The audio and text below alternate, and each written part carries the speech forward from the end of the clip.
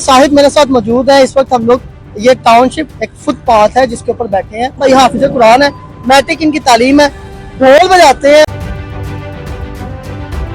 हाफिज कुरान तो किसी भी मदरसे में चला जाता है, उसको वहीं पे भी नौकरी मिल जाती है। तो आपके साथ जिंदगी में ऐसा हुआ? कोई भी नहीं सी सुनता। मैं जहाँ भी जाना जॉब के लिए, मुझे जॉब ना मिलनी, ऐसा वक्त नहीं आ रहा। मेरे पास मकान भी नहीं है, मेरे पास अखराजात भी नहीं है। जो मेरी बेटियों हैं जिसकी शादी करनी है, मैं मैट्रिक तलीम और कुरान हाफ़िज़ हूँ। अल्लाह तौबा भी करूँगा और साथ में दुआ आपके लिए भी करूँगा, और मेरे बच्चों को भी रिज़्क़ मिल जाएगा और आपको भी आगे से ज़्यादा बढ़ जाएगा।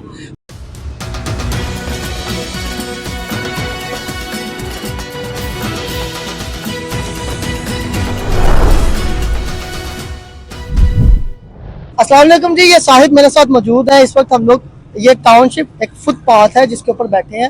आपको बज़ाहिर तो ये जो शख्स लग रहा होगा, उनके कपड़ों की हालत की वजह से आप समझ रहे होंगे कि बहुत ही ज़्यादा गरीब है, या कोई जो होता है ना कि पढ़ा लिखा तबका ना हो, उनमें से हैं ये।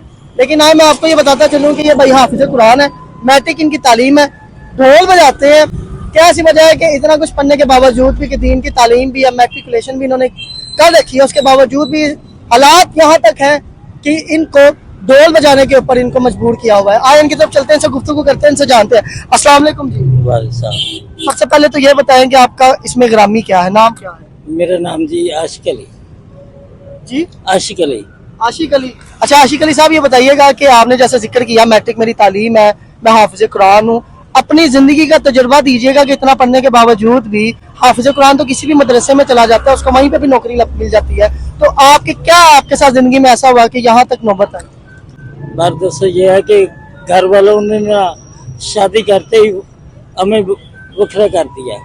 जैसे ही हम वखरे हुए तो ना जॉब के लिए मैं जहाँ भी जाता था, कहीं ना कहीं सिफारिश चलती है, कहीं खून चलता है, कहीं पैसे चलते हैं। लेकिन वल्लाह आलम मेरे पास तो कुछ भी नहीं सी। पिछले माँ बाप जो तो बहुत हो चुके थे, बहन भाई वैसे मुँह नहीं सिला रहे, और यहाँ तक न सौरे न पेके कोई भी। मैं सीधी बात ही करता हूँ, आप पढ़े लिखे के क्या करना है वो मैंने, मेरी कोई भी नहीं सी सुनता। मैं जहाँ भी जाना जॉब के लिए, मुझे जॉब ना मिलनी, फिर मैंने मिस्त्रियों के साथ मजदूरी करनी शुरू कर दी। अच्छा।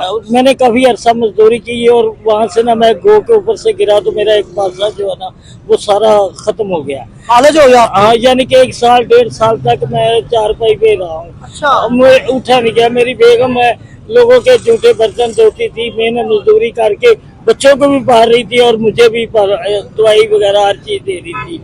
और अल्लाह का कुदरत करिश्मा हुआ कि बस एक अच्छा डॉक्टर या हकीम मिल गया जिसने मुझे दवाई, तेल वगैरह पट्टियाँ की, और मैं जल्द से जल्द मुझे अल्लाह ताला ने शिफा दी। शिफा तो मुझे दे दी, तुरना फिर भी मैं सकता हूँ, लेकिन वजन नहीं उठा सकता। वजन नहीं उठा सकते? नहीं उठाता। वो एक दिन ना ये बाजे वाले काम पे जा रहे थे तो मैं ना अचानक यहाँ पार्क पे आके बैठ गया। अच्छा। मैंने बाजे वालों को बोला कि यार भाई तुम भी जाते हो तो मुझे भी साथ ले जाओ। उन्होंने कहा कि तुम्हें तो आता नहीं है, तुम ऐसा करो कि तुम बुजुर्ग आदमी हो तो हमारे बड़ों के बराबर हो, तो पढ़े लिखे भी हो। मैंने कहा मैट्रिक तलीम है और कुरान हाफ़िज़ हूँ, अल्लाह तौबा भी करूँगा और साथ में दुआ आपके लिए भी करूँगा, और मेरे बच्चों को भी रिज़्क़ मिल जाएगा और आपको भी आगे से ज़्यादा बढ़ जाएगा। उन्होंने कहा बात ही कोई नहीं। उन्होंने कहा यार सुबह डोर रख के बैठो, जहाँ तक तुम्हारी मर्जी है तब तक बैठो, हम काम पे जाएंगे, जब आएंगे काम से अगर हमें 500 आ रहा है तो तुम्हें 400 जरूर देंगे।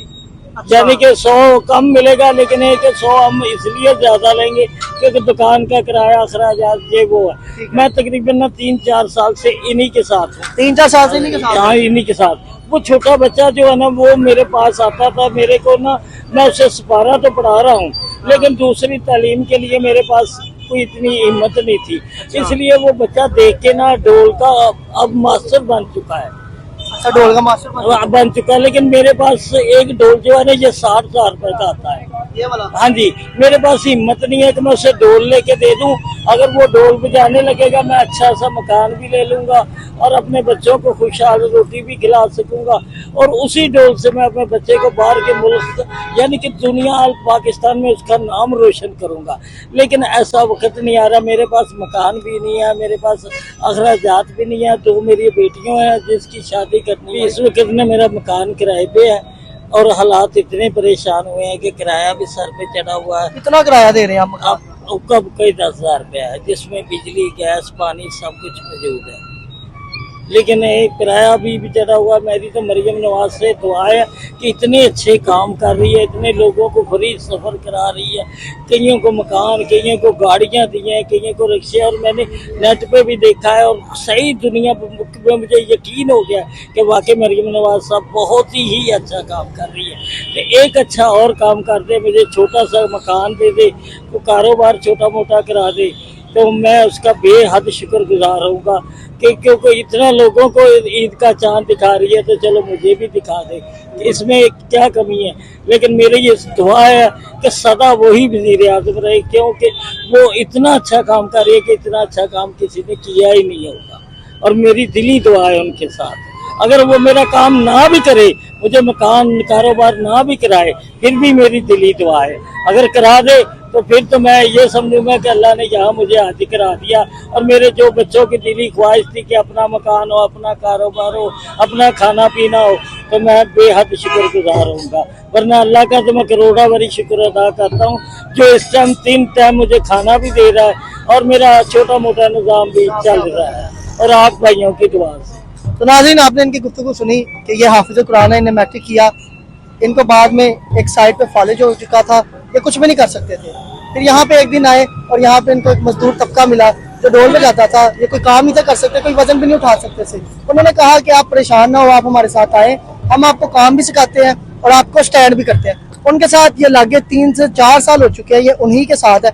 अब मसला ये है कि ये अपील कर रहे हैं कि इनके पास अपना जाती घर नहीं है, घर जो है इनका किराए के ऊपर है। इसके साथ साथ इनकी 2 बेटियां हैं जिनकी शादी भी करनी है, बेटा है जिनको पढ़ाना भी है, एजुकेशन के भी मसले मसाइल है, और इनके पास माली वसाइल इतने नहीं है कि अपने घर वालों की अच्छे तरीके से ये केयर कर सके। तो मरियम नवाज साहिबा से ये अपील करेंगे, अगर मेरे लिए कोई घर का सबब बन जाए या मेरे लिए कोई ऐसे छोटे मोटे कारोबार का सबब बन जाए जिससे मैं अपनी बेटियों की भी शादी कर सकूं और अपने बच्चे को भी अच्छी तालीम जो सी है वो देकर और उसको एक अच्छा इंसान बना सकूं माशरे में, तो इनका नंबर मेंशन कर दिया जाएगा। आप में से जो भाई भी जो है वो इस्तात रखते हैं, इनकी ज़्यादा से ज़्यादा मदद कीजिएगा। इसी के साथ दुआओं में याद रखिएगा। अल्लाह हाफ़िज़।